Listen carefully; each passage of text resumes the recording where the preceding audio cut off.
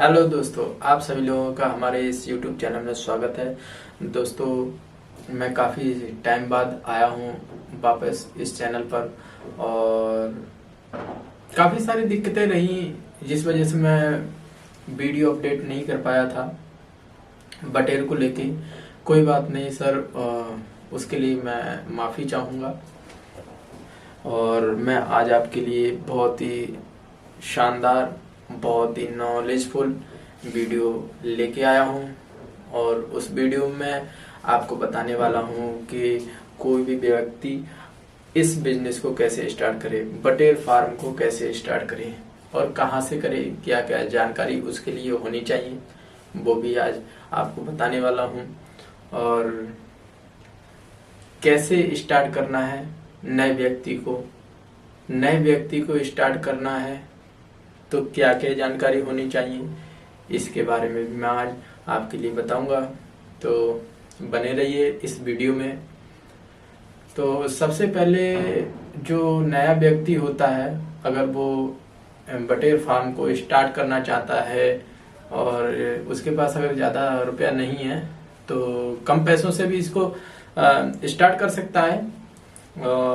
जैसे कि अगर वो 20,000 से स्टार्ट करना चाहता है तो 20,000 से वो स्टार्ट कर सकता है। बस थोड़ा सा उसको सेटअप का ध्यान देना होगा कि सेटअप में अपना पैसा ज़्यादा खर्च ना करें। बटेर का फार्म स्टार्ट करने के लिए हमको बटेर के बारे में जानकारी होनी चाहिए कि बटेर कितनी प्रकार की होती हैं और कहाँ से लाएं। फिर उसके बाद उनकी ब्रूडिंग करें। ब्रूडिंग कितने टाइम की होनी चाहिए, ब्रूडिंग में क्या क्या आवश्यक चीज़ें हैं जो ब्रूडिंग को मेंटेन रखती हैं। जब ब्रूडिंग हो जाती है तो उसके बाहर निकलने के बाद में मार्केट भी जाती हैं, तो हमें मार्केट की भी जानकारी होनी चाहिए।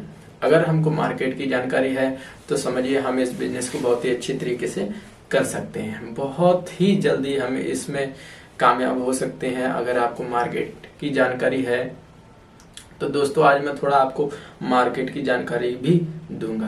तो चलिए मैं आपको शुरू से बताता हूँ कि जो व्यक्ति इस काम को स्टार्ट करना चाहते हैं और अपना कदम इस बिजनेस की तरफ रखना चाहते हैं, बटेर पालन की तरफ रखना चाहते हैं, तो मैं उनकी बहुत मदद करूंगा इस वीडियो के जरिए।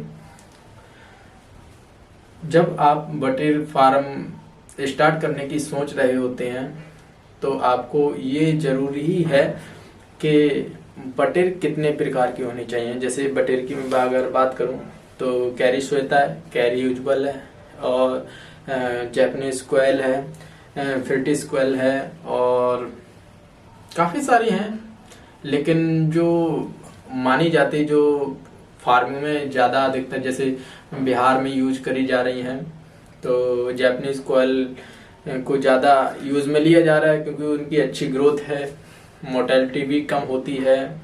एक और मैं खास बात बता दूं कि बटेर में जैसे मुर्गियों में एक साथ कोई बीमारी लग जाती है, वैक्सीन्स देनी पड़ती हैं, बटेर में ऐसा कुछ भी नहीं होता है। बस उनका क्या होता है, शुरू में ही थोड़ी एंटीबायोटिक, मतलब कह सकते हैं गुड़ का पानी दे सकते हैं।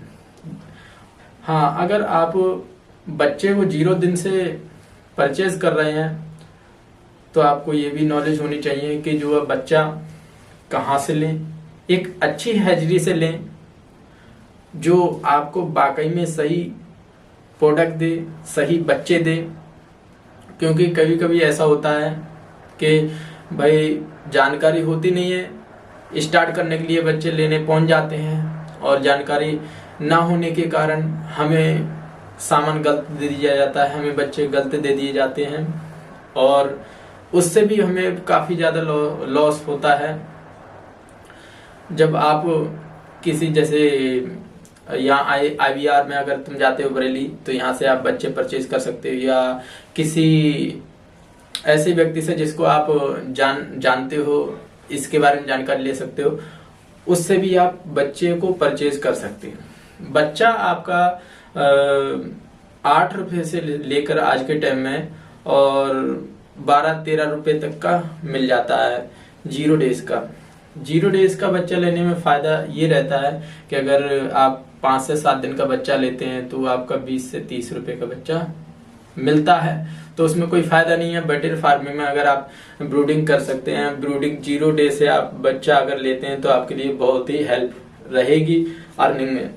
तो दोस्तों, मैं आपको इससे आगे की जानकारी भी बता रहा हूँ, आगे की क्या करना है।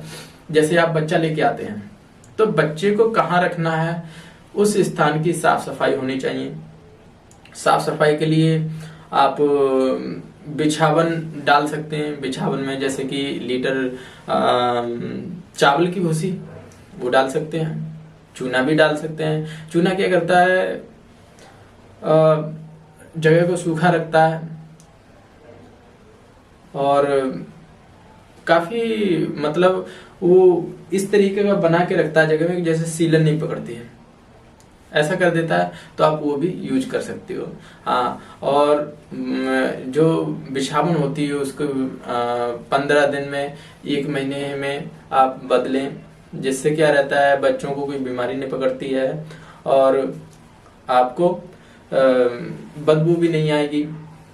जब हम बच्चे 1 दिन का डालते हैं तो हम बच्चे 0 डे के लेके आए, अब वो कुछ बच्चे तो रास्ते में पैर वगैरह टूट जाते हैं, तो चलो कोई बात नहीं है, जहां से आप परचेज करते हैं वहां से आपको 2-4 बच्चे या 10 बच्चे एक्स्ट्रा दे दिए जाते हैं। जब उनको अपनी ब्रूडिंग चैम्बर में डालते हैं तो सबसे पहले मैं आपको बताना चाहूंगा कि जो गुड़ होता है अपने गन्ने से निकलता है, गन्ने से बनता है, उस गुड़ को एक घोल बनाइए और बच्चों को दीजिए। बच्चों को 2 से 3 घंटे उसको दे के रखना, मतलब ड्रिंकर में डाल देना है, ताकि बच्चे 2 से 3 घंटे अच्छे से, कोई भी बच्चा रह नहीं जाए, उसको पी ले। उसको पीने से क्या रहता है, उनकी पाचन शक्ति और उनकी इम्यूनिटी सिस्टम काफी ज्यादा स्ट्रांग हो जाता है। 2 से 3 घंटे के बाद में आप किसी भी मतलब ब्रूडिंग में आप प्री स्टार्टर दे सकते हैं बच्चों को, कोई दिक्कत नहीं है प्री स्टार्टर, क्योंकि अभी तो शुरुआत में प्री स्टार्टर देना पड़ेगा, क्योंकि बच्चे छोटे हैं तो दाना भी छोटा होना चाहिए और ज्यादा ग्रोसेबल होना चाहिए। तो हम प्री स्टार्टर डाल देते हैं। ब्रूडिंग में हमारा 0 डे से कम 7 दिन, ज्यादा से ज्यादा 21 दिन, अगर मौसम खराब है तो, नहीं तो 7 से 12, 13, 14, 15 दिन में आपका बच्चा ब्रूडिंग से बाहर निकल जाता है। आपको खुद लगने लगेगा कि हाँ भाई बच्चा ब्रूडिंग से बाहर निकलना चाहिए। दरअसल ब्रूडिंग में और 2-3 बातों का ध्यान रखना चाहिए। जैसे अगर टेम्परेचर ब्रूडिंग चैम्बर में आपका कम है तो बच्चे आपस में इकट्ठे होंगे। जब इकट्ठे होंगे तो बच्चे एक दूसरे के ऊपर चढ़ेंगे। अब जब चढ़े तो मरे, भाई मरना तो है ही है, क्योंकि बच्चे एक दूसरे को दबाते हैं ठंड की वजह से, तो बच्चे कुछ मर जाते हैं, जो नीचे दब जाते हैं वो मर जाते हैं। तो इसीलिए अपने ब्रूडिंग चैम्बर का टेम्परेचर भी मेंटेन रखें। जब टेम्परेचर मेंटेन रखेंगे तो आपकी मोर्टेलिटी भी कम होगी। कई बार मैंने देखा है कि टेम्परेचर ज्यादा हो जाता है, जब टेम्परेचर ज्यादा हो जाता है तो बच्चे इधर उधर भागने लगते हैं, तड़पने लगते हैं, भाई ध्यान नहीं दे पाते हैं, 1-8 घंटे में हो जाता है। तो जब ध्यान नहीं दे पाते हैं तो उस वक्त में अगर टेम्परेचर ज्यादा हो जाता है तो बच्चों का हार्ट फेल हो जाता है, वो बच्चे मर जाते हैं जो नहीं सहन कर पाते हैं। तो इसलिए आपको टेम्परेचर भी मेंटेन करना जरूरी है। अब जब बच्चा ब्रूडिंग से बाहर आ जाता है और ब्रूडिंग से बाहर आ जाता है उस समय वो काफी हाइट तक 4-5 फीट तक उड़ने लगता है। जब ब्रूडिंग से बाहर हम निकालते हैं उस समय उड़ने लगता है बच्चा। जब उड़ने लगता है तो आपको ये भी देखना चाहिए कि जो ऊपर रहता है, ऊपर एक ऐसी चीज होनी चाहिए कि जिससे कि अगर बच्चा उड़े तो उसको चोट भी ना लगे। जब अगर चोट लग जाती है तो बच्चा बेकार हो गया, पैर वगैरह टूट सकते हैं, उसके पर टूट सकते हैं, पंखुड़ियां टूट सकती हैं, तो इसमें मरने के चांस ज्यादा। तो हमेशा याद रखिए कि जो ऊपर होता है तो वहां पे जैसे मच्छरदानी आती है उस तरीके की लगा सकते हैं, जाली टाइप की लगा सकते हैं जिससे कि बच्चा ऊपर टच हो तो कोई दिक्कत नहीं है कि बच्चा नीचे आ जाए उसको चोट ना लगे। इस बात का ध्यान देना भी जरूरी होता है ब्रूडिंग से बाहर। जब 25 से 30 दिन हो जाते हैं, 30 दिन जैसे ही हो जाते हैं, 30 दिन 32 दिन 35 दिन, तो आपको क्या करना होता है, मार्केट भी देखनी होती है।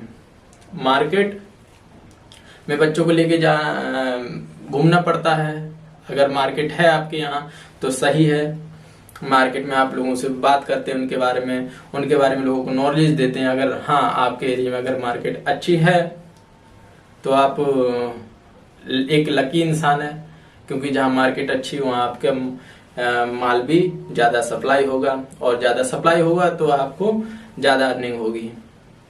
तो दोस्तों अगर मेरी वीडियो आपको समझ में आई, आपको जानकारी मिली मेरी वीडियो से, तो मेरी वीडियो को लाइक करें और दोस्तों में शेयर करें ताकि उन लोगों को हेल्प हो सके जो इस बिजनेस में अपना कदम रखना चाहते हैं, और इस चैनल को सब्सक्राइब करना ना